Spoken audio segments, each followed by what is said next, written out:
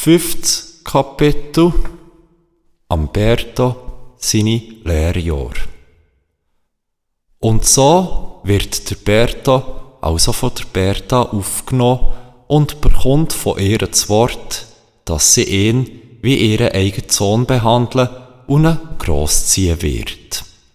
Gleichzeitig hat aber auch wiederum der Berta sein Wort gegeben, dass er die Aufgaben, die ihm gestellt werden, ohne Widerrede und Trotz wird erledigen und der Berta hat zudem die Wahl getroffen, an Berta ihren Schüler zu sein. In, sagen wir mal, natürlichen Sachen. Dass die Berta eine Frau ist, die die Natur von Herzen gern hat, ganz und gar mit ihr leben, ja, das hat der Berta natürlich schon bei der ersten Begegnung mit ihr tief in sich wahrgenommen und gespürt gehabt. Dementsprechend ist dann auch der Tee, den die Berta ihm angeboten hat und wo die beiden jetzt also zusammen in der sehr grossen und geräumigen Höhle zusammen geniessen, auch der beste Trunk, den der Berta bis heute jemals getrunken hat. Und es sollte noch besser werden. Viel besser. Der Berta erfährt dann bei ihrem ersten Palaver, wo die beiden der Höhle halten, sehr viel über Bertas Vergangenheit. Dabei fällt ihm auch auf, dass die Höhle mit ein paar einfachen Sachen, etwa einem grossen Holzschaft und mit natürlich allerlei wohlig warmen Decken und Pfählen so gut und wohnlich eingerichtet ist, dass es einem hier scheinbar an nichts fehlen tut. Das hat wiederum zur Folge, dass der Berta seine Wahl, die er getroffen hat, dann natürlich umso mehr als richtig und gut wahrnimmt. Du musst wissen, mein Sohn, die Berta wird ihn von jetzt an immer so nennen und der Berta geniesst die aufrichtige Wärme und Liebe, wo in jedem Wort, jeder Silbe und in jeder Geste von Berta scheinen, natürlich in vollen Zügen, dass ich nicht immer hier gelebt habe. Der Berta nickt. Er hat gerade seinen Tee ausgetrunken, so dass Berta sich von ihrem Sitzplatz, wo die beiden zusammen teilen, erheben und dem Berta sein Tasse wortlos wieder mit dem dampfend, fein und mit Waldhonig gesüßten Tee aus dem Krug auffüllen tut. Der Sitzplatz ist natürlich mit besonders dicken und warmen Pfählen ausgestattet. Nachdem die Berta den Teekrug wieder in der Nähe vom brassenden Feuer, wo sie kurz vor dem Berta seine Ankunft angezündet hat, abgestellt hat, hockt sie sich darauf dann wieder genau gleich wie der Berta im Schneidersitz an. Sie hält tief Schnauf und fährt dann weiter, während sie dem Berta dabei tief in die Augen schaut. Es hat einmal eine Zeit gegeben, da habe ich zusammen mit meiner verstorbenen Mutter, mag sie in Frieden ruhen, in einem Dorf, wo Gunzhausen recht ähnlich ist, gelebt. Der Name von diesem Dorf ist Meinistal. Der Berta, der bis heute noch nicht von dieser Ortschaft gehört hat, nickt wieder, um zu zeigen, dass er aufmerksam zuhört. Die Berta fährt weiter. Wir haben in einem grossen und geräumigen Haus gerade am Waldrand gelebt. Am Berta seine Augen fangen, als er das vernimmt, natürlich sofort an zu glänzen. Hat doch bis vor kurzem selber an einem ähnlichen Ort gelebt. Die Berta nickt darauf ab und macht dann mit einer Stimme, die der Berta sehr an einen gar lieblichen und herzigen Singsang erinnert, weiter. Wir haben so leben, wie wir wollen. Mit der Natur und mit den Menschen. Es hat viele Leute aus dem Volk gegeben, die uns aufgesucht haben und Ratschläge und auch einen Haufen Kräuter und Pülverli von uns haben bekommen. Und sogar der König selber ist während dieser Zeit hier und da in unser Haus gekommen, um die eben um Hilfe von meiner Mutter und mir zu fragen. Der Berta, der jetzt ganz und gar nur noch Ohren hat, Für das, was ihm die Berta hier erzählt, lässt ein kurzes Aufblitzen von Abneigung in seinen Augen erkennen. Und er erfährt, dass sogar der König, Kontakt mit der Berta hatte. Fast so wie bei seiner lieblichen Mutter, die er verloren hat. Gleich darauf tritt dann aber wiederum die Wärme von wahrhafter Liebe in seine Augen. Die Berta als seine Mutter zu betrachten, fällt dem Berto sonderbar angenehm und einfach. Die Berta macht eine Pause, gönnt sich selber einen grossen und wohltuenden Schluck Tee aus ihrer Tasse und spricht dann weiter. So haben wir also viele Jahre glücklich und zufrieden gelebt, mit der Natur und mit den Menschen. Und dann, wo der Sensei-Mann dann auch zu meiner Mutter gekommen ist es für mich etwa 2 Jahre noch ähnlich so weitergegangen, bis dann etwas passiert ist.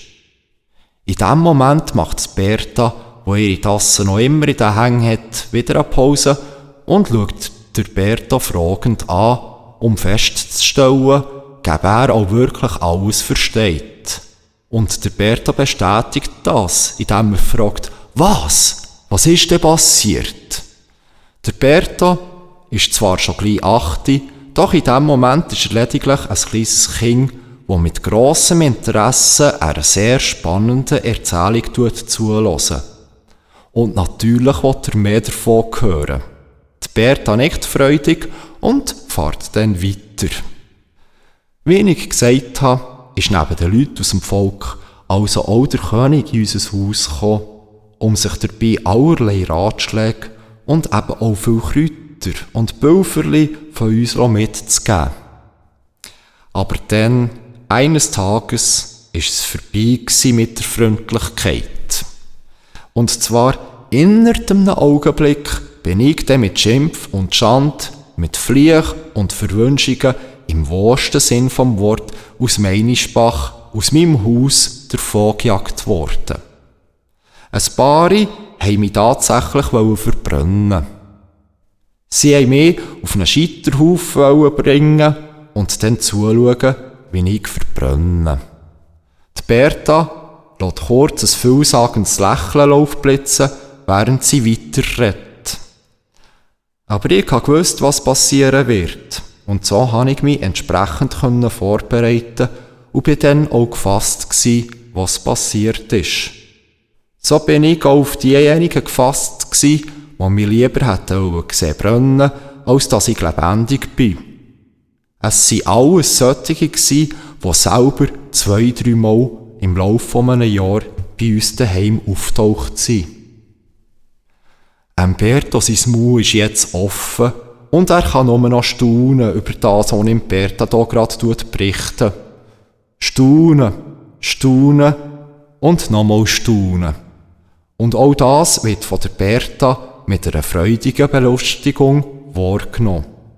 Erzählt sie doch alles nur für ihn. Heuchler, die ein Leben in der Hölle vorziehen, nimm dich vor ihnen in Acht, mein lieber Berto. Und mit dem ersten Lehrsatz für Berto beendet Berta ihre Erzählung. An dieser Stelle folgen jetzt 7 intensive Lehrjahre, wo die Berta nach und nach ihr gesamtes Wissen an Berto weitergeben. Sie macht es geduldig und mit einer wunderbaren Einfühlungsgabe. An dieser Stelle folgen jetzt 7 intensive Lehrjahre, wo die Berta nach und nach ihr gesamtes Wissen an Berto weitergeben. Sie macht es geduldig und mit einer wunderbaren Einfühlungsgabe. Der Berto erzählt ihr in dieser Zeit alles, was er aus seinem Leben zu berichten hat.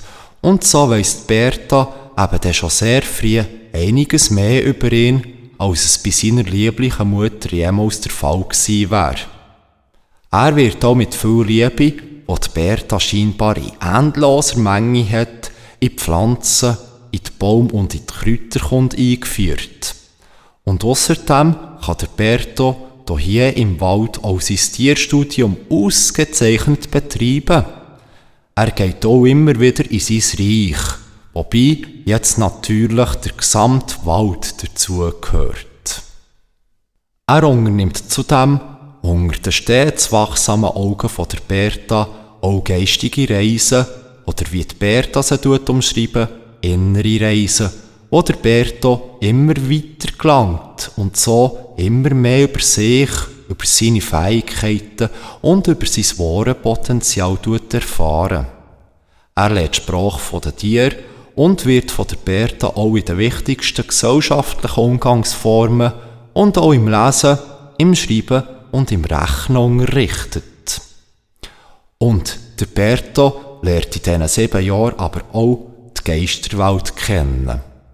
Er hat zudem auch immer wieder regelmässige Palaver mit einigen Wesen aus der unsichtbaren Welt und schon bald verfügt unser Bertha über eine beachtliche Anzahl von mächtigen und sehr schlauen Freunden, die er voran nur aus seinen wildesten Träumen kennt hat.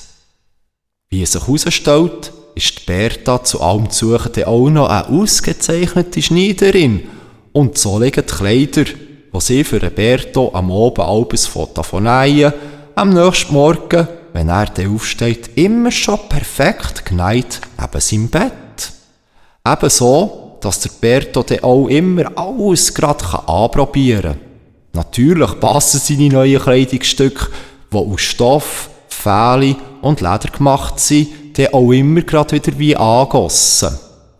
Und der Bertha trägt sie selbstverständlich mit einem wahren Stolz und mit grosser Freude. Die Materialien dafür hat die Bertha jeweils aus Tauschgeschäften mit der Landbevölkerung, wo noch immer das eine oder das andere Tränkchen gern gegen einen Ballen Stoff oder gegen ein grosses Lederstück tauschen. Allerdings hat Bertha dann schon mit Bedacht darauf geschaut, dass sie mit ihren alten Kunden nicht ein einziges Geschäft mehr tätigen. Mit Heuchlern will sie nun mal nichts zu tun haben.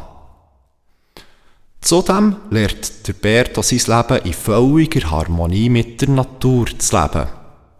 Die Bertha ist ihm eine wahrhaft gute Lehrmeisterin und auch ihre Liebe scheint sich von Tag zu Tag zu verstärken und ihm alles zu geben, was ein Kind, das aufwachsen, an Liebe nur mal braucht. Und natürlich hat der Bertha auch regelmässig Prüfungen, die er absolvieren muss. Es ist ein altes und urtümliches Wissen, das ihm dort Bertha vermittelt und es verlangt und fordert seine absolute Aufmerksamkeit.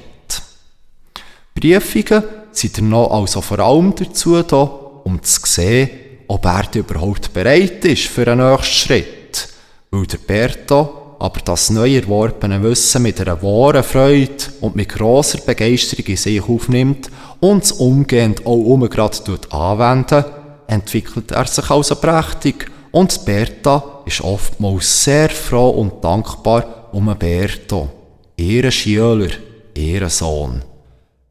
7 Jahre dauert Bertha seine Ausbildung zu einem wahrhaft grossen Magier. 7 Jahre, wo der Bertha zu dem machen, was er ist. 7 Jahre voller Glück, Freude und Zufriedenheit und 7 Jahre nur die Bertha, der Wald, sprich die Natur und der Bertha. Der Bertha spürt, dass seine letzte Prüfung nähert. Und der Bertha weiss, dass, wenn er die wird bestehen, was für ihn, wie auch für die Bertha natürlich ausser Frage steht, dann erst alles wird anfangen. Und er freut sich.